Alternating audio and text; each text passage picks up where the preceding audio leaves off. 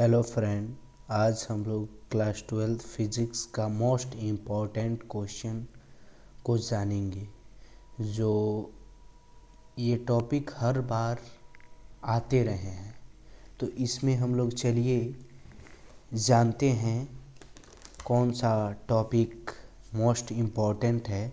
तो मैं इसमें बताने जा रहा हूँ फर्स्ट चैप्टर जो है आपका इलेक्ट्रोस्टैटिक्स। ठीक है, तो इलेक्ट्रोस्टैटिक्स में आपका ये इलेक्ट्रोस्टैटिक्स है, इसमें आपका कूलम्ब्स लॉ जो है मोस्ट इम्पॉर्टेंट है। और electric field due to important geometries, sphere का लाइन चार्ज और पॉइंट चार्ज और प्लेनर चार्ज। ठीक है, उसके बाद आपका गॉस लॉ आ जाएगा। इसमें आपको पूछा जाता है गॉस लॉ क्या है, और एप्लीकेशन बेस्ड एमसीक्यूज पूछा भी जाता है, और एक उसका एप्लीकेशन भी पूछ दिया जाता है, एक स्ट्रेट वायर वाला और एक प्लेन सीट वाला। ठीक है, और इसमें कौन सा डिलीट पार्ट हो गया है, uniformly charge thin spherical shell. ठीक है, और इसमें एक और आता है derivation of dipoles electric field on the axis वाला और ऑन द इक्वेटोरियल प्लेन। ठीक, और सेकंड चैप्टर है आपका इसमें expression of potential due to important geometries. ठीक है, ये कर लीजिएगा।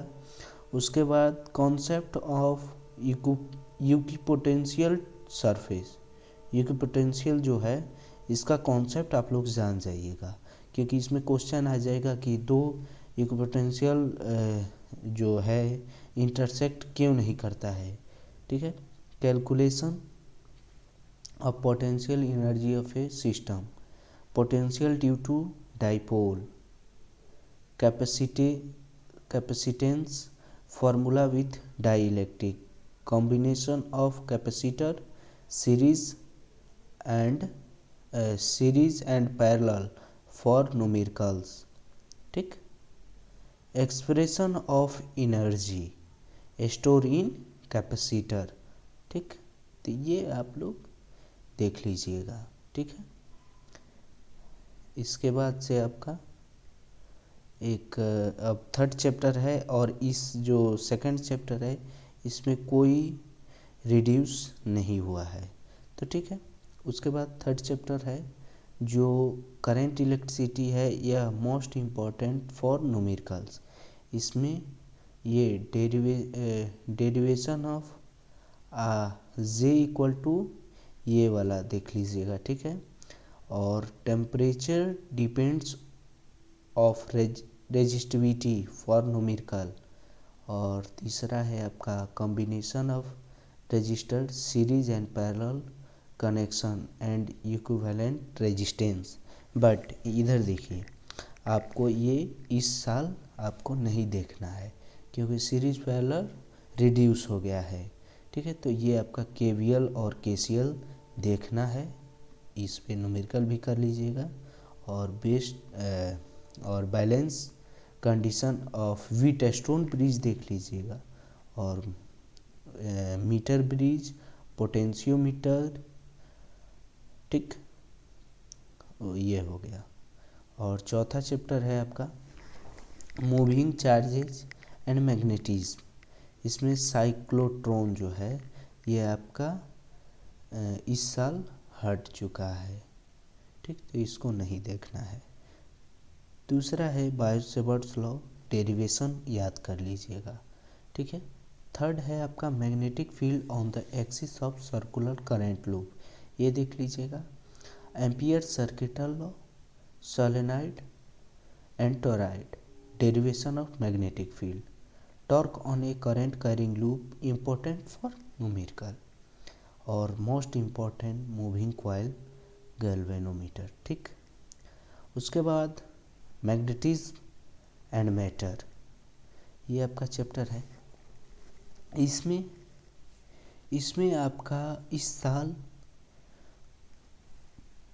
जो ये पहला टॉपिक है ये आपको नहीं करना है क्योंकि ये हट चुका है।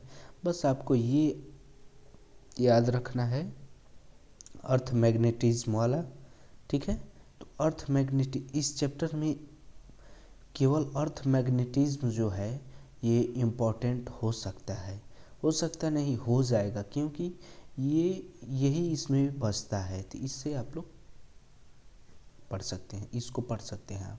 और सिक्स्थ नंबर है EMI, मतलब इलेक्ट्रोमैग्नेटिक इंडक्शन। ये numerical are from this chapter, ठीक है।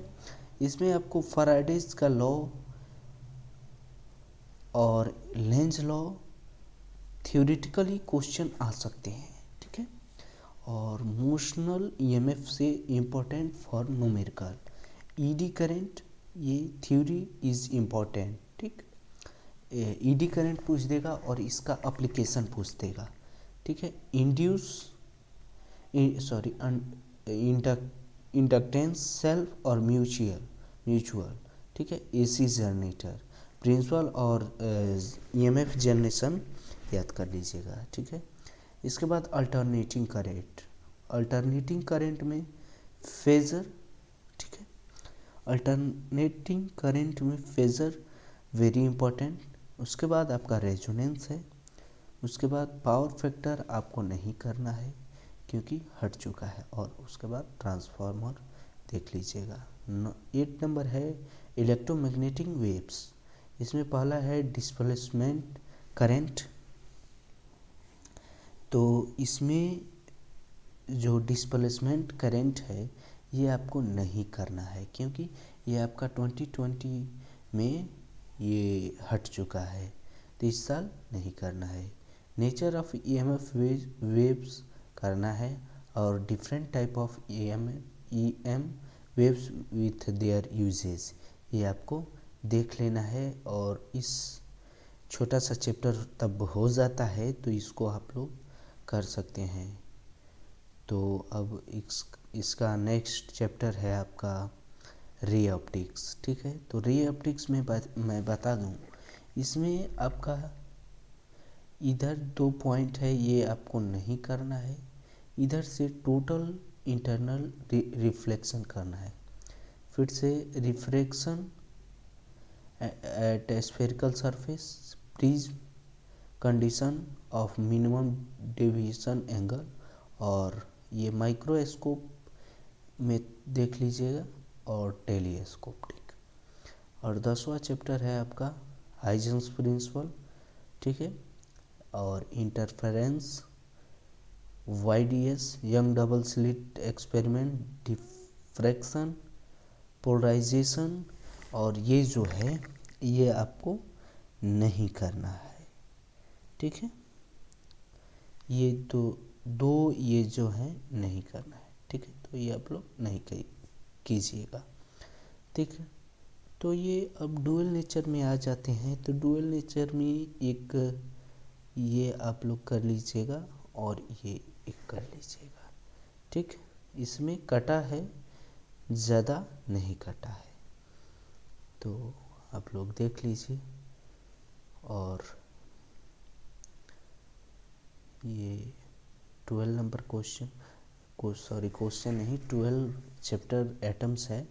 एटम्स में एटॉमिक एक्सपेक्ट्रा और एनर्जी लेवल और Bohr's second postulate for quantization, और न्यूक्लियाई है। इसमें मास एनर्जी है